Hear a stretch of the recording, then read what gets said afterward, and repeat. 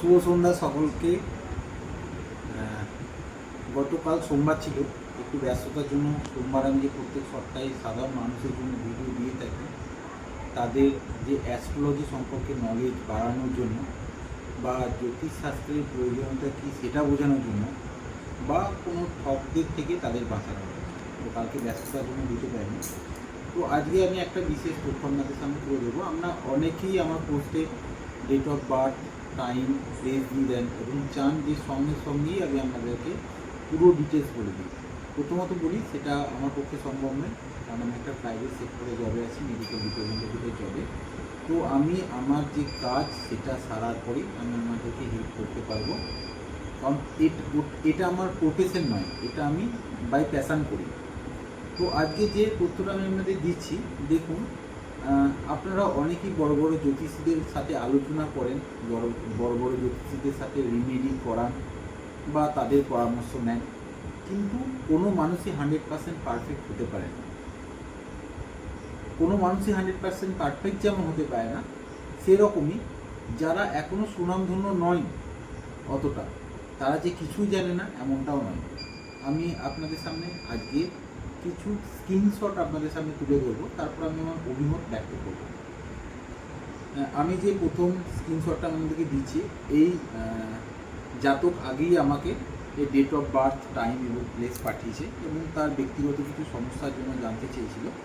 তো কিছু বিবাহের পরবর্তী সমস্যার মধ্যেও ছিল, সেগুলো আমি আপনাদেরকে দেখাতে চাইছি না কিছু। তো যাই হোক, আমি একে বলেছিলাম যে 2026 মার্চের পর থেকে আপনার আর্থিক সমস্যার দিকটা কমবে, জীবনে কেস অথবা জেল যাত্রা রয়েছে। তো উনি অ্যাপ্রিসিয়েট করেছেন যে একটা জিনিস বুঝলাম, যে আপনার প্রেডিকশন ভালো, মানে উনি আমার প্রেডিকশন সম্পর্কে অ্যাপ্রিসিয়েট করেছেন। তারপর আমি ওনাকে বলি যে আপনার মায়ের সাথে আপনার ওয়াইফের সম্পর্ক খুব একটা ভালো হওয়ার কথা নেই, উনি সেটাও অ্যাপ্রিসিয়েট করেছেন।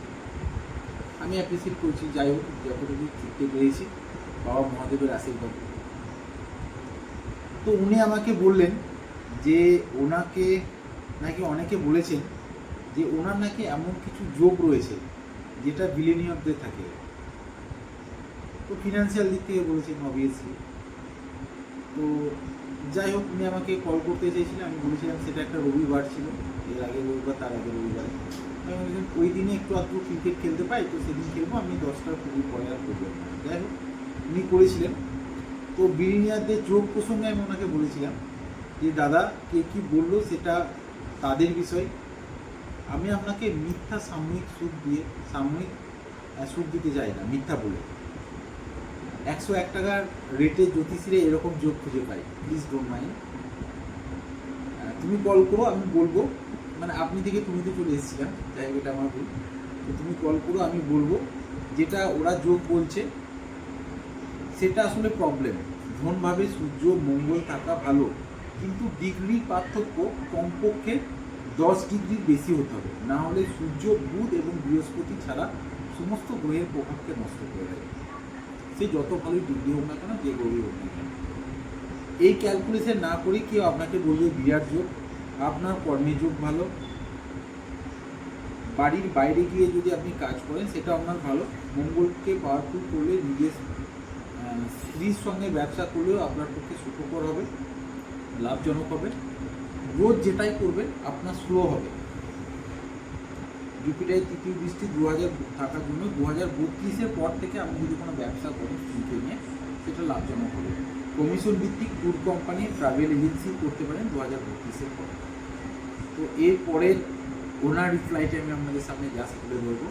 শুধুমাত্র আপনারা কেউ 2500 টাকা ফিস দিয়ে দেখান কোনো জ্যোতিষীকে, তো একটা জ্যোতিষী ঠিকঠাক যদি আপনার কুণ্ডলী অ্যানালাইজ করে, তাহলে কমপক্ষে তার 1 থেকে 1.5 ঘন্টা টাইম লাগে।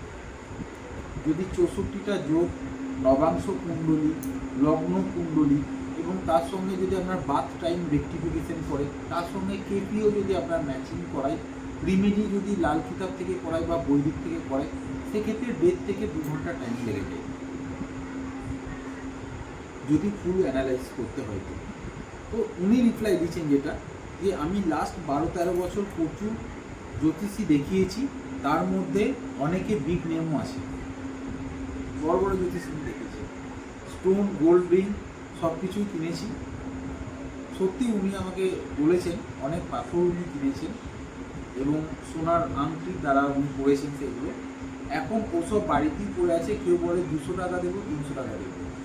বুঝুন, জ্যোতিষীরা তাদের নিজের আখের গোছানোর জন্য 8,000, 10,000, 20,000, 30,000, 40,000 টাকা করে পাথর বিক্রি করে দেয়। তারপর সেগুলো 200-300 টাকায় জাতক বাইরে রেখে দিচ্ছে, কোনো কাজ হয় না। জ্যোতিষের অভিজ্ঞতায় উনি দেখেছেন যে পাস্ট মিলে যায় কিন্তু ফিউচার মিলে না। তো এটাই রিকোয়েস্ট করতেই মানুষ হেল্প নেয় জ্যোতিষীদের। আপনার প্রেডিকশন আমার ভালো লাগলো, উনি আমার প্রেডিকশন অ্যাপ্রিসিয়েট করেছেন, তার জন্য ওনাকে অসংখ্য ধন্যবাদ। তাই এত কথা বলছি। এবার আপনার বিষয় আমি আপনাকে বলার জন্য, যাই হোক, তো এটা উনি দেখিয়েছেন। এরপরে আমি রিপ্লাই দিচ্ছি ওনাকে, যে বিগ শর্টে দেখিয়েছেন তাদের কাছে জানুন বুধের জন্য পান্না কেন দিয়েছে। কেননা বুধ বসে রয়েছে, বুধের রাশি হচ্ছে দ্বিতীয়ভাবে বুধ কিন্তু বসে রয়েছে, মিথুন রাশি দ্বিতীয়ভাবে ওনার বসেছিল এবং যেখানে বুধ দ্বিতীয় ঘরে বসে রয়েছে অর্থাৎ মারক রাশিতে বুধ বসে রয়েছে। এবার সেই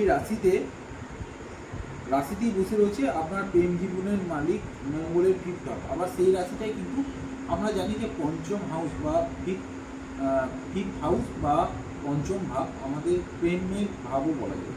তো সেই প্রেম ভাবে কিন্তু রয়েছে কন্যা রাশি। আর দ্বিতীয় ঘরে কোনটা রয়েছে? দ্বিতীয় ঘরে রয়েছে মিথুন রাশি। তো মারক গ্রহের পাথর আদেও কি, ওনাকে জিজ্ঞেস করবেন জ্যোতিষীকে যে আদেও কি মারক গ্রহের পাথর দেওয়া যায়? ডিগ্রি কম থাকলে কি পাথর দিতে হবে? বুধ 5 ডিগ্রির উপর বা কম, একটু কম বেশি হয়ে থাকলেও রেজাল্ট ঠিকঠাক দিয়ে দেয়। খুলে রাখুন পাথর, 3 মাস পরে জানাবেন বিবাহিত জীবন উন্নতি হয়েছে কি না। একই সমস্যা আমার জীবনে আসা কোনো একটা মানুষেরও হয়েছিল। আমিও কোনো এক জ্যোতিষীর কাছে গিয়েছিলাম। তো ফিফথ হাউস কিন্তু শুধু প্রেম নয়, ফিফথ হাউস প্রথম সন্তানেরও। তো তারও কিন্তু দ্বিতীয় হাউসে কিন্তু মিথুন রাশি ছিল। মিথুন রাশি যে কারো গ্রহ, মিথুন রাশির যে মালিক গ্রহ হচ্ছে বুধ এবং পঞ্চমভাবে বসেছিল কন্যা রাশি। তো সেটারও কিন্তু তার পান্না পাওয়ানোর জন্য কোনো রকমভাবে তার বাচ্চা আসছে না। কেননা জ্যোতিষশাস্ত্রে বলে মারক গ্রহ এবং বাধক গ্রহ, এই মারক গ্রহ এবং বাধক গ্রহ কোনটাকে ধরবেন? রাশি অনুযায়ী দ্বিতীয় ভাব এবং সপ্তম ভাব সবসময় মারক গ্রহের জন্য, এবং বাধক গ্রহটা আপনাকে ক্যালকুলেশন করে নিতে হবে। সেটা আমি আপনাদেরকে পরে একটা ভিডিও বানিয়ে শেখাবো কীভাবে কোন কোন রাশি কী কী বাধক গ্রহ আসছে, সেটা তখন বলে দেবো আপনাকে। তো আসলে বাধক গ্রহ এবং মারক গ্রহের কোনো রকম পাথর দিতে নেই। তো জ্যোতিষীরা কী করে যে একটা পাথর হয়তো 5,000 টাকা দাম, সেটা বিক্রি করছে 20,000-25,000 টাকা। অনেক ঠক জ্যোতিষী কী করে মারক গ্রহ বাধক গ্রহেরও পাথর দিয়ে দেয়। যে পাথরগুলো যদি মারক গ্রহ বাধক গ্রহের পাথর দেয়ও, তাহলে সেই জ্যোতিষীর উচিত কোন সময়ে সেই পাথরটা খুলে রাখা উচিত সেটা বলে দেওয়া, বা পাথর না দিয়েও বিভিন্ন চ্যান্টিং মন্ত্র উচ্চারণ বা লাল কিতাব অনুযায়ী রিমেডি করেও কিন্তু প্রবলেমে সলভ করা যায়। তো আপনারা যে বড় বড় জ্যোতিষীকে দেখাচ্ছেন, দেখানোর পরে আপনারা কনফিডেন্স নিয়ে যাচ্ছেন যে ফিরছেন বাড়ি, যে না আমি 2,500 টাকা দিয়ে কোনো জ্যোতিষীকে দেখিয়েছি বা 1,000 টাকা ফিস দিয়ে দেখেছি, তো উনি যে রিমেডি দিয়েছেন, উনি যে পাথর দিয়েছেন, সেটা 100% শিওর কাজ করবে। আমি আপনাকে বলবো সম্পূর্ণ ভুল। কোনো মানুষ 100% ঠিক হয় না। একটা জ্যোতিষী যদি সারাদিনে কোনো একটা চেম্বার করছেন, হোটেল ভাড়া করে আছেন, সারাদিনে 50টা 60টা তার কাছে ক্লায়েন্ট আসছে, তার তো ভুল হতেই পারে, কিন্তু তার ভুলের জন্য ফল আপনি কেন ভোগ করবেন? তাই আমার বক্তব্য হলো যে আপনারা কোনো জ্যোতিষের পরামর্শ নিন। পাথর নেওয়ার আগে আপনি আরও 2জন জ্যোতিষীর সাথে আলোচনা করে নিন যে আদেও নেওয়া যাবে কি না। কেননা একজনের চোখে ভুল হতে পারে, 3জন 4জনের চোখে ভুল হবে না। যাই হোক, এই ভিডিওটা শুধুমাত্র আপনাদের সামনে তথ্য তুলে দেওয়ার জন্য যে একটা পাথর আপনার জীবনে ভালো করতে পারে, খারাপও করতে পারে। সিমিলারলি প্রত্যেকটা জিনিসই ভালো খারাপ রয়েছে, আপনাদেরকে বেছে নিতে হবে কোনটা ভালো আর কোনটা খারাপ। ধন্যবাদ, ভালো থাকবেন। চেষ্টা করবেন ভিডিওটা শেয়ার করার, আর অনেকের উপকারে লাগতে পারে।